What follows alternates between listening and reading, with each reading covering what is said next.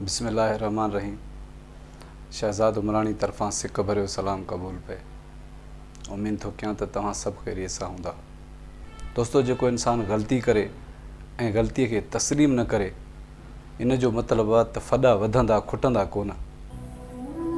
को बि इंसान अगरि पंहिंजी ग़लती तस्लीम थो करे त यकीन कयो त कंहिं बि फॾे खे फ़साद खे अॻिते रस्तो नथो मिले जो उहे कर खणनि। अक्सर जेकी बि नाजाइज़ियूं ज़ुल्म जेके जहालत जे तरफ़ माण्हू वेंदा आहिनि, उहे ग़लती खे तस्लीम न करण जे करे तमामु वॾे मसइले में पइजी वेंदा आहिनि। हिकिड़ो वक़्त जो बादशाह हो, उनखे हिकिड़ो वज़ीर तमामु प्यारो हुयो, तमामु घणी उनजी इज़त बि कंदो हुयो। वज़ीर खां कंहिं टाइम में ग़लती थी वई, पर वज़ीर बादशाह खे उहो ॿुधायो कोन। काफ़ी टाइम हलंदो रहियो। बादशाह खे इन जी ग़लतीअ जी ख़बर पई। बादशाह खे एतिरो गुस्सो आयो त बादशाह चयो त हीउ मुंहिंजो हेॾो वेझो वज़ीर ऐं मुंहिंजो हेॾो हिन सां ख़ुलूस, हेॾो प्यार, हिन ग़लती कई त घटि में घटि मूंखे ॿुधायो बि न। बादशाह हुकुम कयो त फ़ौरन वज़ीर जी सॼी जाइदाद मिल्कियत खे ज़ब्त करे वज़ीर खे गिरफ़्तार कयो वञे। बादशाह जे हुकुम जी तामील थी, वज़ीर जी सॼी मिल्कियत ज़ब्त करे वज़ीर खे क़ैदखाने में लॻाए छॾियो। काफ़ी टाइम वज़ीर जेको हो त क़ैदखाने में हुयो। वज़ीर जॾहिं पंहिंजे इक़्तिदार में सीट ते हुयो त हर माण्हूअ सां नेकियूं कंदो हुयो, हर माण्हूअ सां चङाई कंदो हुयो। पाड़े जे रियासतनि जे मुल्कनि जा जेके बादशाह हुया, वज़ीर हुया, उन्हनि खे बि ख़बर पई त हेॾो ईमानदार वज़ीर उनखे पंहिंजे बादशाह क़ैदखाने कराए छॾियो आहे, त छो न भला असां हिन जी मदद कयूं। पाड़े जे रियासत जे बादशाह जी वज़ीर हिकिड़े ख़त लिखियो, कासिद मोकिलियईं।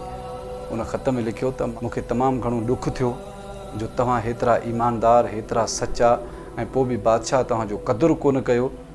अगरि तव्हांजी इजाज़त हुजे त असां तव्हांखे क़ैदखाने मां आज़ादु बि करायूं ऐं असां पंहिंजे मुल्क में तव्हांखे को वज़ारत ॾियूं।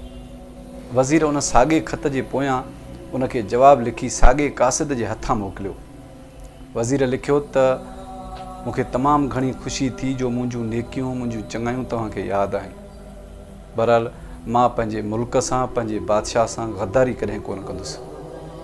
मुंहिंजे ग़लतियुनि जे करे ई मां क़ैद पियो आहियां। तव्हांजी तमामु घणी वॾी महिरबानी। कासिद खे इहो ख़त साॻे खे लिखी मोकिले ॾिनई। हाणे कासिद वञे पियो त जेको वज़ीर जो उन ॻोठ में हिकिड़ो मुख़ालिफ़ हुयो, उनखे ख़बर पई त ॿाहिरें मुल्क मां, ॿाहिरें रियासत मां हिकिड़ो कासिद वज़ीर ॾे ख़तु खणी आयो। फ़ौरन वञी बादशाह खे इतला कयो उन माण्हू त वज़ीर असुल में ॿाहिरें बादशाहनि सां, ॿाहिरें मुल्कनि सां मिलियल आहे, जंहिंजा चोरीअ जेके आहिनि राब्ता था हलनि ऐं उन्हनि खे वज़ारत जूं उन्हनि खे आछ बि थी आहे।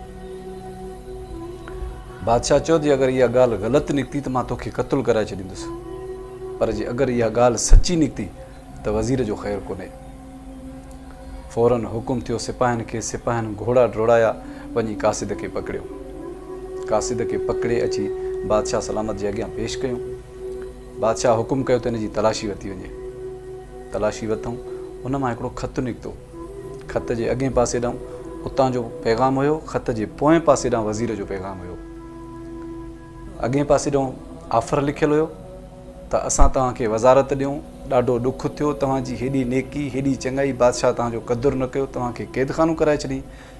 पोयां वज़ीर लिखियो त तव्हांजी तमामु घणी वॾी महिरबानी जो तव्हांखे मुंहिंजूं चङायूं यादि आहिनि, मां पंहिंजे बादशाह सां, पंहिंजे मुल्क सां गद्दारी कोन कंदुसि। इहे लफ़्ज़ जॾहिं बादशाह पढ़िया त बादशाह ॾाढो शर्मसार थियो। बादशाह चयो ग़लती त इंसान खां थींदी आहे। फ़ौरन हुकुम कई त वज़ीर खे मूं वटि पेश कयो वञे।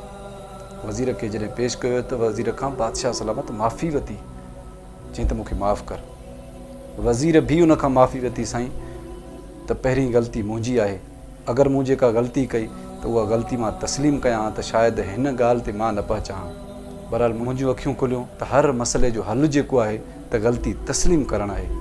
हिकु कूड़ जे लिकाइण जे बदिरां इंसानु 100,000 कूड़ ॻाल्हाए थो वञे, पर पोइ बि अॻिते वञी रस्ता बंदि था थियनि। बादशाह हुकुम कयो त हिन जी सॼी जाइदाद खे वापसि कयो वञे ऐं उनखे साॻी वज़ारत ते फ़ाइज़ कयो वञे। हुकुम जी तामील थी वई। दोस्तो, हिन कचहरी जो सॼो जो मक़सदु इहो आहे त असां नंढे में नंढी ॻाल्हि ते एॾो ज़िद ॿधी बीह रहंदा आहियूं त हीअ ग़लती असां न कई आहे। जीअं न मथां को मौत बीठो हुजे, नंढियूं नंढियूं घरनि जूं ॻाल्हियूं, उताक जूं ॻाल्हियूं, बिरादरी जूं ॻाल्हियूं, उन ते सभु ज़िद ॾेई बीही रहंदा आहिनि। 5 सचा माण्हू बि उन जे कूड़ में शामिलु थी था वञनि त न हिन इहा ग़लती न कई। अगरि अकुल वारो माण्हू हूंदो, सियाणो हूंदो त पंहिंजी ग़लती तस्लीम करण सां उन जी इज़त में इज़ाफ़ो थींदो ऐं उन जो मान, उन जो रुतबो वधंदो। हली हली अॻिते उन जी सुञाणप थींदी त हीउ माण्हू कॾहिं बि कूड़ नाहे ॻाल्हाईंदो, हीउ ग़लती कंदो आहे त तस्लीम कंदो आहे। उन जी हिकिड़ी अलॻि पहचान थी वेंदी आहे, अलॻि उन जी सुञाणप थींदी आहे। पर असां नंढे में नंढी ॻाल्हि खे कूड़ ॾेई गंढ ॾेई बीही रहंदासीं त असां हीउ न कयो आहे या मूंखे हीअ शइ ख़बर न आहे।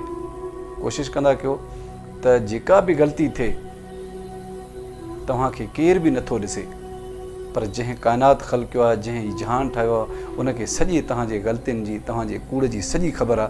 त बहितर इहो आहे त तव्हां इंसाननि जे अॻियां खोले पंहिंजी ग़लती तस्लीम कयो, छो जो टिॼणु सिर्फ़ु अलाह खां आहे, इंसाननि खां कहिड़ो टिॼणो आहे। मुंहिंजो पैगाम अगरि तव्हांखे पसंदि अचे त शेयर ज़रूरु कजो।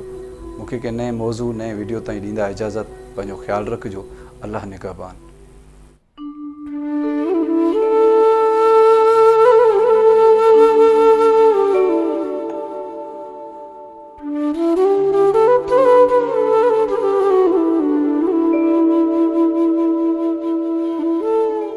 नयूं कहाणियूं, घरेलू वाक़ियात ॾिसण लाइ असांजे चैनल खे सब्सक्राइब कंदा, लाइक कंदा, शेयर कंदा।